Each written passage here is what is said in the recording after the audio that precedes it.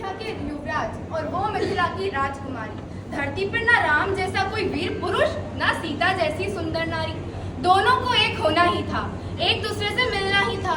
लेकिन उनके मिलन को चुनौती दे रहा था एक स्वयंवर और उनके पिता महाराज जनक का एक प्रण। मैं राजा जनक, मिथिला का राजा, मेरा एक प्रण है। ये धनुष जिसे आज तक कोई हिला नहीं पाया। जो व्यक्ति इसे उठाएगा वो मेरी प्रिय सीता से विवाह रचाएगा। स्वयंवर में एक से एक बाहुबली आ रही, मगर धनुष को टस से मस नहीं कर पाए। तब राजा जनक चिंतित होकर बोले, क्या इस सभा में कोई नहीं जो इस धनुष को उठा सके? कोई ऐसा नहीं जो मेरे सीता के योग्य है?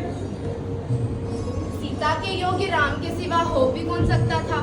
राम मुस्कुराए, उनने झट से धनुष उठाया, प्रत्युंचा चढ़ाया और शिव धनुष तो टुकड़े कर डाला। अगले ही पल सबके होठों पर बधाइयां थी और राम के गले में सीता की वरमाला थी। राम को सीता मिल गई, उनकी शक्ति मिल गई।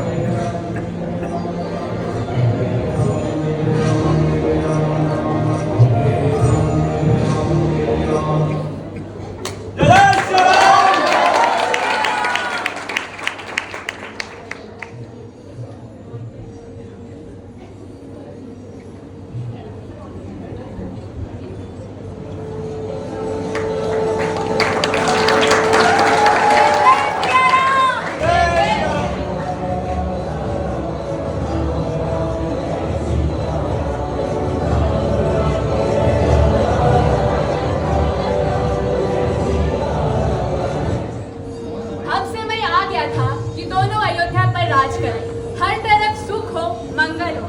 दशरथ ने राजतिलक की घोषणा भी कर दी, लेकिन राम की छोटी मां कैकेयी से यह देखा नहीं गया।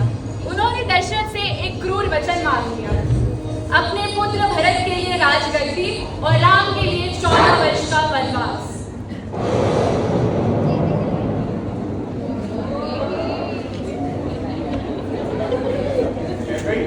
क्या हुआ? तुम काफी चिंतित प्रतीत होती हो। कुछ तो कहो, हमारा ये जो मैंने मुझसे सहा नहीं जाता।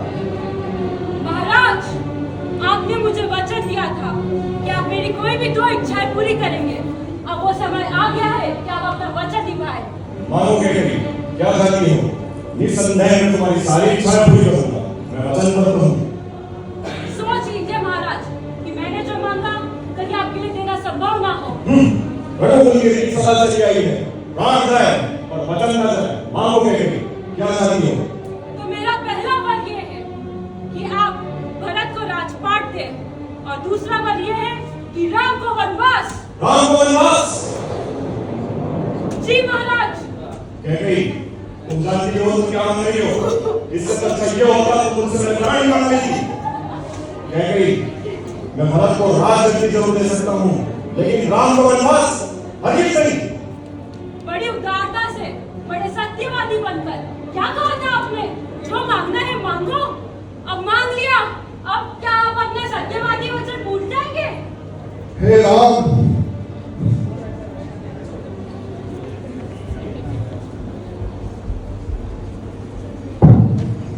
सागर थोड़ा पीछे आ जाओ, लेफ्ट साइड में। प्रणाम पिताजी। राम पुत्र, मुझे माफ कर देना। मैंने तुमसे तुम्हारा सब कुछ छीन लिया। आप मेरे की चिंता करते हैं पिताजी। मेरी आंखों में नहीं तो अपने छोटा सा राज्य लेकर मुझे पूरी सृष्टि सौंप दी। लक्ष्मण को वनवास की बात पता चली। लक्ष्मण क्रोध से भर गए। जहाँ पहुंचे श्री राम के पास, उनकी परछाई बन गई। भैया भैया, यह न्याय है, यह अपराध है भैया। क्या जो मैंने सुना है वो सत्य है? क्या पिताजी ने आपके साथ इतना बड़ा अन्याय किया है?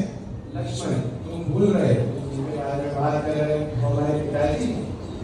परंतु भैया, जो पिताजी ने जो किया है वो अनर्थ है, गलत है। लक्ष्मण, वो हमारे पिता है, वो हमारा कभी नहीं चाहेंगे। क्षमा कर दीजिए भैया, परंतु यदि आपके साथ अनुचित व्यवहार करे, यह मुझसे सहा नहीं सकता। तुम क्या कह रहे हो लक्ष्मण? भैया, मेरे प्रभु, पिता, माता, गुरु केवल आप हैं। आप ही मेरे धर्म कर्म सब आप ही हैं भैया। लक्ष्मण को अपने आप से भरने कैसे समझिए? जहाँ आप वहाँ मैं, जहाँ मेरे प्रभु श्री राम, वहां उनका ये दास लक्ष्मण, पर मेरा ये निर्णय अटल है भैया, आप जहां जाएंगे मैं आपके साथ चलूंगा, वनवास मैं भी चलूंगा। ये तो क्या कह रहे हैं लक्ष्मण?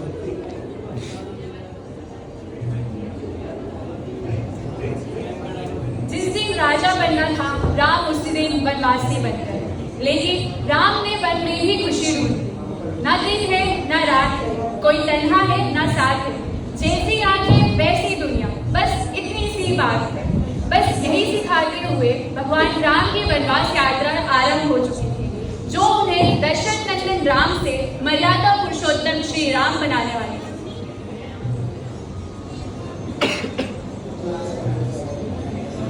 राम वन में रहने लगे, मगर भरत से अयोध्या में नहीं रहा गया। आप पहुंचे चित्रकूट और गिर पड़े राम के चरणों में। भाई भाई का ऐसा मिलाप हुआ कि शशि का कंठ रो दिया।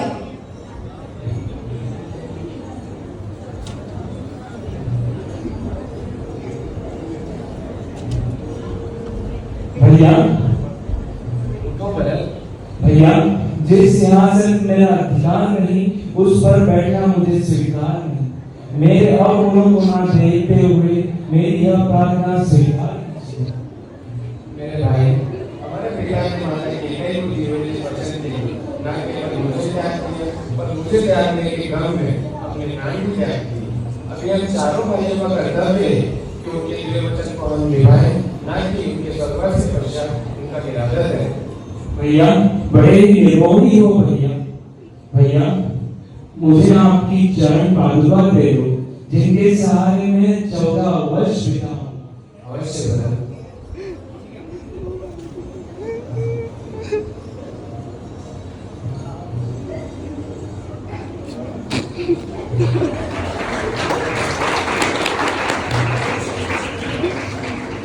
अमिट प्रेम की अमर कहानी, एक त्यागी दूजा बलिदानी। सर पर पादुका आंखों में पानी, राम भक्त ले चला राम की निशानी।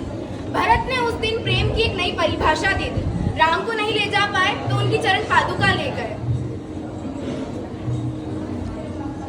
चित्रकूट में अब लगभग 1 वर्ष बीत गया। कुछ समय राम ने नासिक में बिताया, जहाँ उनकी भेंट रावण की छोटी बहन शूर्पणखा से हुई। शूर्पणखा ने राम को नासिक में देखा और खो बैठी चित्त। राम रूप को देखकर चकाचौंध हुए शूर्पणखा के नैन।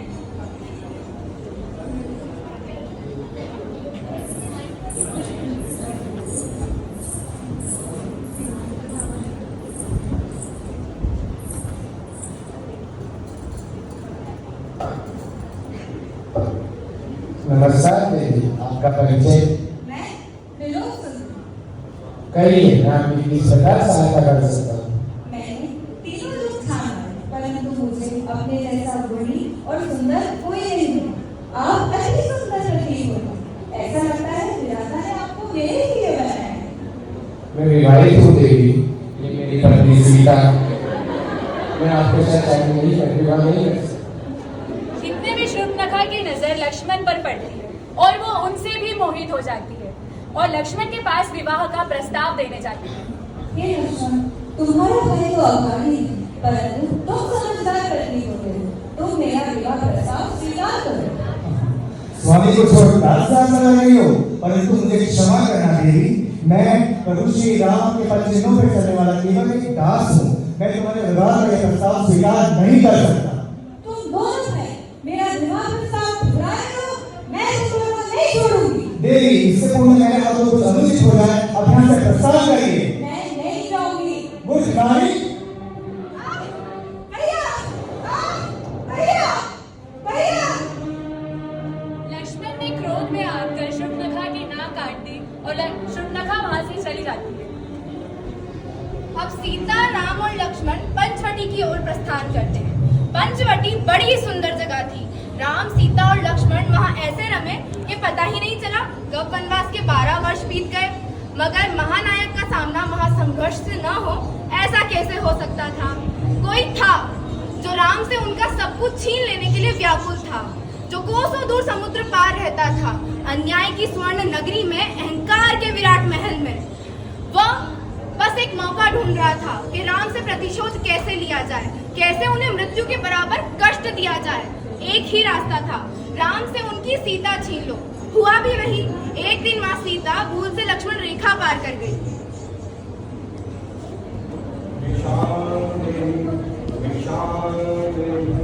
राम रावण देव, हम बहुत दूर से आए हैं, हम इस आशा से आए हैं कि हमें यहाँ भोजन मिलेगा। अवश्य रावण देव, यथासंभव भोजन मिलेगा।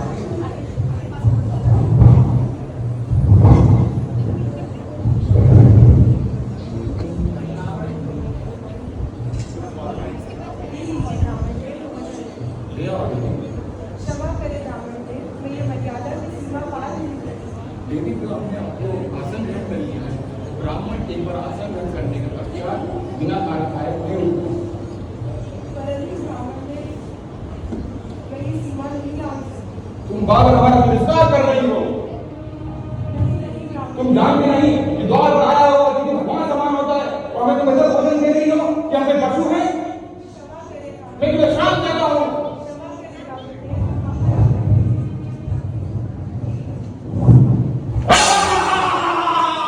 मैं कोई साधु नहीं, मैं रावण हूँ, रावण। सब मेरी लंका में तुझे रावण बनाऊंगा। चल ये बच्चा पीछे, चल मेरे साथ।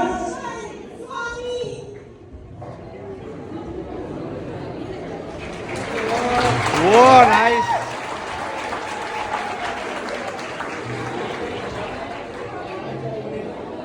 रावण साधु बन के आया और शैतान जैसा अपराध कर गया।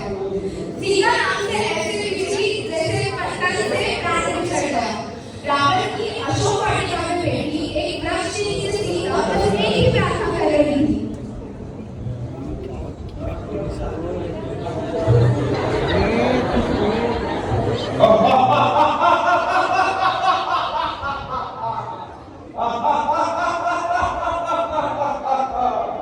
यह लंका सोने की लंका, सौभाग्यवती हो तुम जो इस लंका की रानी बनोगी। उस भगवान जी के साथ जंगलों में मारी मारी फिरती।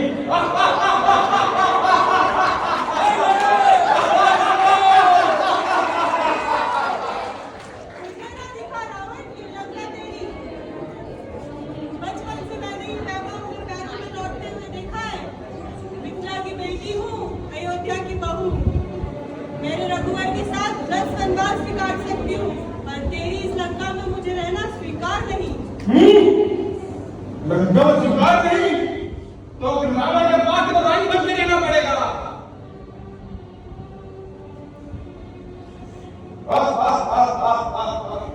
जय लंकेश।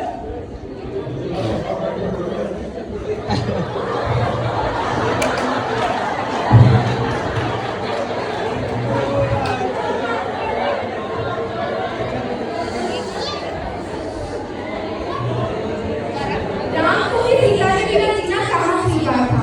निकल पड़े सीता की खोज में, दसों दिशाओं में उन्हें पुकारा, तब तराई में उन्हें बताया।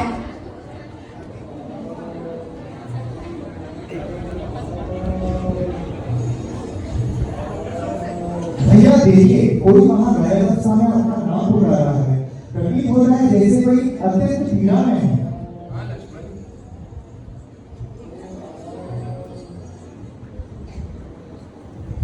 आपकी दशा कैसे हुई?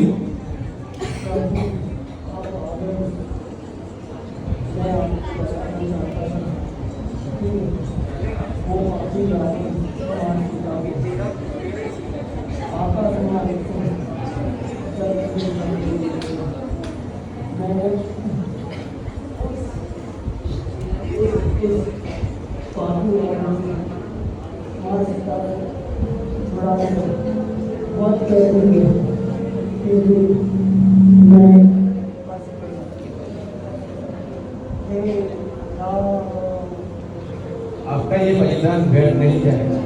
मैं वचन देता हूँ कि आपका ये व्यर्थ नहीं जाएगा। सीता को संदेशा कैसे भेजे, किसके हाथ भेजे? कौन है जिसका वेग वायु जैसा प्रबल है, जिसमें समुद्र पार करने का बल है? प्रश्न बहुत कठिन मगर उत्तर बहुत सरल। बोलो पवन पुत्र हनुमान।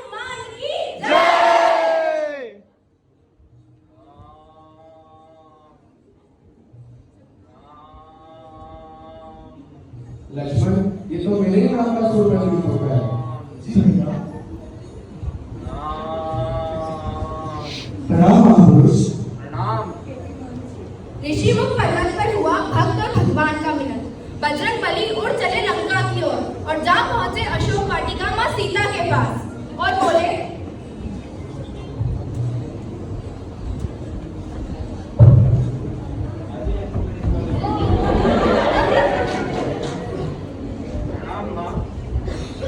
ना श्री राम का प्रेम झूठा है, ना ही आपकी आशा।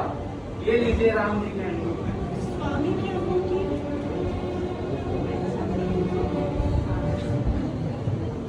माँ, ये न रोकिए, ये क्यों अशुभ आ रहे हैं? क्या इन्हें पता नहीं कि श्री राम आ रहे हैं अपनी सीता को लेने?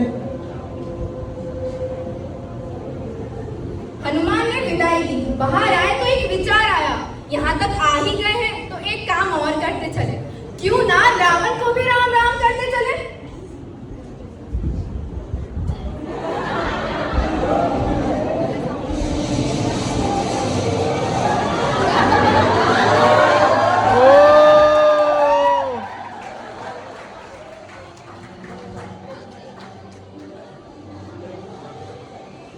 रावण सीता को लौटाने के लिए तैयार नहीं था, यानी राम के पास अब युद्ध के सिवाय कोई उपचार नहीं था। लंका जाने के लिए समुद्र पर राम सेतु बनाने का निश्चय हुआ। यह सुनकर लंका में हाहाकार मच गई कि जो पत्थर टेढ़ा सकता है वो कुछ भी कर सकता है।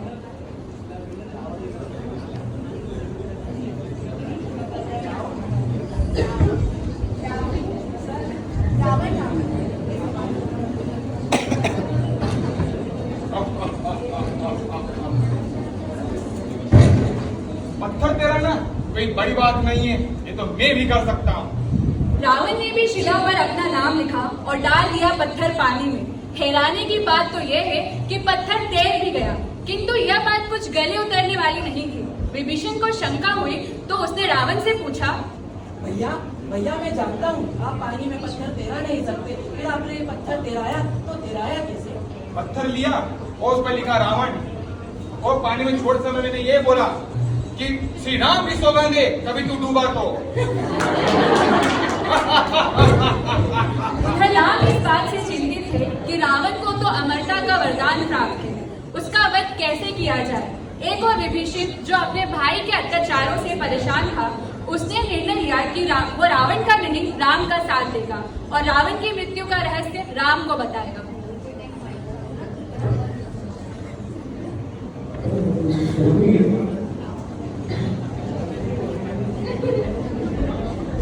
प्रभु श्री राम के चरणों में लाल का प्रणाम। रावण का छोटा भाई विभीषण है। तो विभीषण, श्री राम मैंने रावण को बहुत समझाने की कोशिश की, परंतु उसकी पति ही पूरी भ्रष्ट हो चुकी है। मुझे आपकी शरणागत चाहिए। श्री राम के हर भक्त का स्वागत है। जय श्री राम। जय श्री राम। राम की सेना समुद्र पार आ पहुंची। छिड़ गया काल चक्र का सबसे प्रचंड युद्ध, राम रावण युद्ध। विभीषण मारा गया था, इंद्रजीत और मेघनाथ का भी लक्ष्मण ने वध कर दिया था। अब धीरे धीरे युद्ध अपने अंतिम मोड़ पर आ पहुंचा।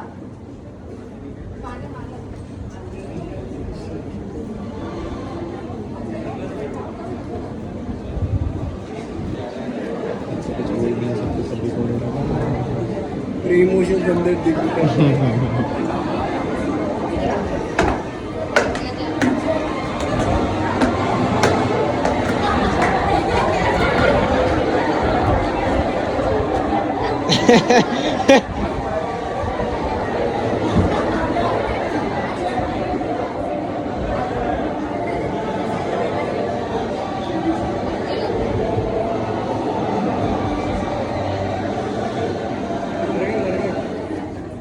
अब राम और रावण आमने सामने थे। पूरी सृष्टि राम से एक ही स्वर में कह रही थी, सर बुराई के 10 हैं, शस्त्र सारे बेबस हैं, जिस पर जिम्मेदारी है तू ही वो अवतारी है। ये घड़ी ये पल है तेरा, तेरे सच में बल है तेरा। ओ धनुर्धर अब क्या शंका, मार ते रावण जीत ले लंका।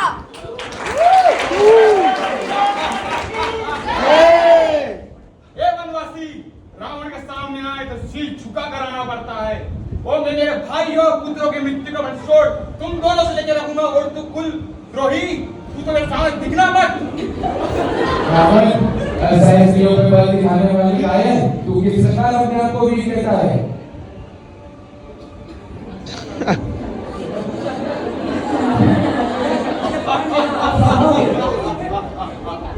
धर्म की मर्यादा भंग करने वाले पापी, मैं तुझे आज समझ पापू का विनाश कराऊंगा।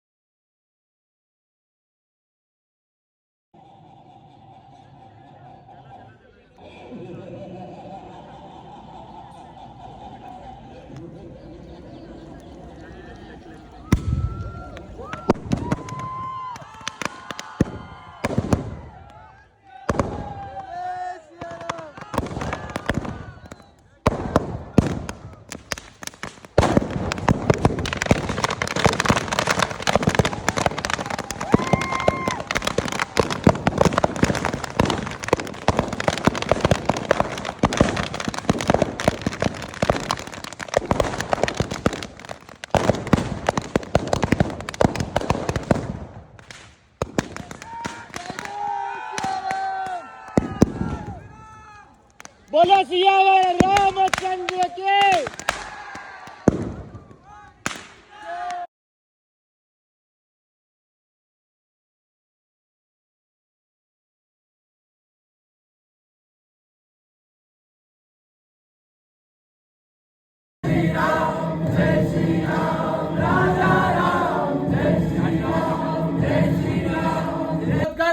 नहीं स्वामी, छोड़ स्वामी। मैं तेरा प्रतिशोध तुमसे लेके रहूंगा रावण। अरे रावण तो इसका है ना, मेरा है? नहीं तो मैं बोलूंगा प्रभु आप आ गए।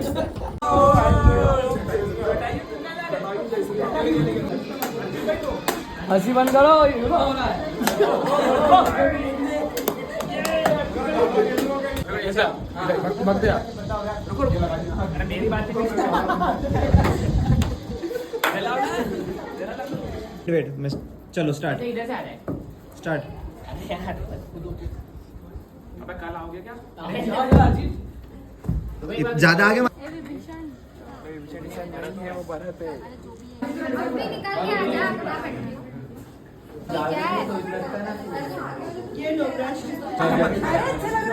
ठीक है टीका मीटर है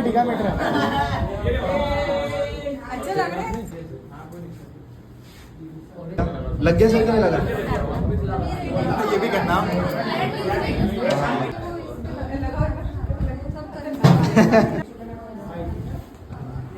अक्षत सर नहीं रे, मेकअप नहीं। जय श्री राम।